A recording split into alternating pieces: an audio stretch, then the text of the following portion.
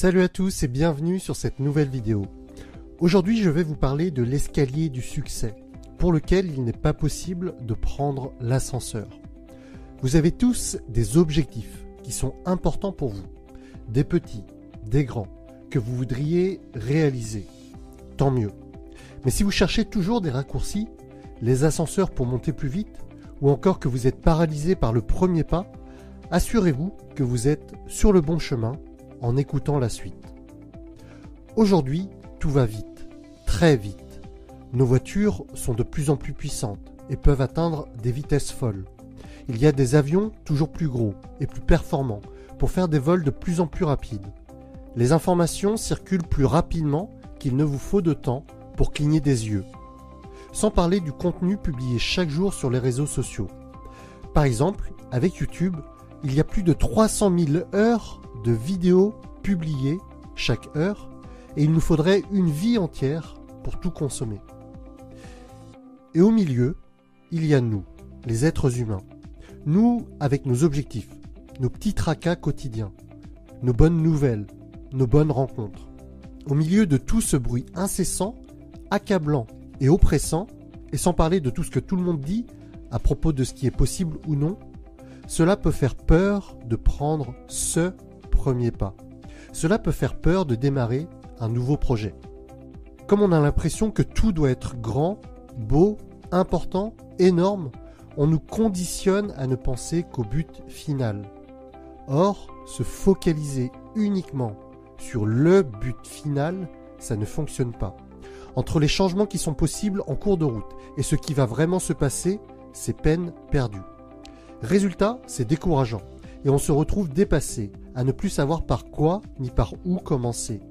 Pour ceux qui commencent, il est tellement facile de se perdre que cela peut nous ramener rapidement à la case départ. Alors comment faire pour commencer et garder une vitesse de croisière vers nos buts sans se laisser perturber par la vitesse ambiante? Personnellement, quand j'ai commencé à appliquer le principe de la première marche, je me suis senti vraiment mieux et j'ai vraiment commencé à progresser. Juste avant, une petite précision. Aujourd'hui, on ne parle pas de pansement pour cacher un problème, mais bien de quelque chose qui fera partie de notre quotidien. Je le dis souvent, il faut au moins avoir l'audace de commencer et le courage de poursuivre assez longtemps dans nos actions pour obtenir des résultats. Si vous êtes OK avec cela, commençons. Ça va vous paraître évident, mais pour éviter qu'un projet ne vous paraisse comme effrayant, il faut procéder à un découpage. C'est la base avant de commencer n'importe quel projet.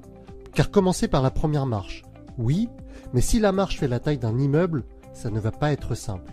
Alors il va falloir revoir le format. Prenez donc un projet qui vous paraît énorme et demandez-vous, quelles sont les toutes petites actions par lesquelles j'ai besoin de passer pour y arriver? Prenons un exemple pour illustrer cela. John voudrait lancer une application. Nous sommes d'accord, c'est un débutant. C'est vraiment un projet qui peut paraître impressionnant. John a déjà l'idée, mais les étapes pour arriver au moment où l'application existera et sera profitable ne sont pas claires. John pourrait donc se demander des choses comme: qui a déjà réalisé ce que je veux? Combien ça coûte de faire développer une application? Ou quelles compétences sont requises si je veux la faire moi-même? Après cela, il pourrait également se dire: où trouver l'information? Combien de temps cela prend? Quelles sont les grandes trajectoires à suivre? Et quel est le premier pôle d'action par lequel il faut commencer? Et là, vous commencez à comprendre le principe. Cela vous permet d'arriver à des actions assez simples pour les mettre en place maintenant. Des actions qui demandent moins d'efforts pour démarrer, car moins impressionnantes. Certaines d'entre elles sont tellement simples à faire qu'il n'est pas possible d'avoir d'excuses ou de se raconter des histoires. En suivant ce schéma, vous pouvez dès aujourd'hui avoir gravi cette première marche vers ce projet qui est si important pour vous. Avant de finir, cette vidéo m'a été inspirée d'une citation de Martin Luther King Jr. « You don't have to see all the staircase to take the first step ». C'est ça que j'ai essayé de représenter dans cette animation et que je voudrais que vous appliquiez désormais. Regardez le sommet de quelle tour vous voulez monter.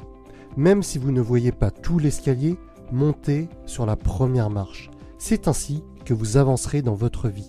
Si vous souhaitez aller plus loin, je vous invite à rejoindre mes mails privés où je partage plusieurs conseils et astuces pour vous aider dans vos objectifs, passer à l'action et prendre encore plus votre vie en main.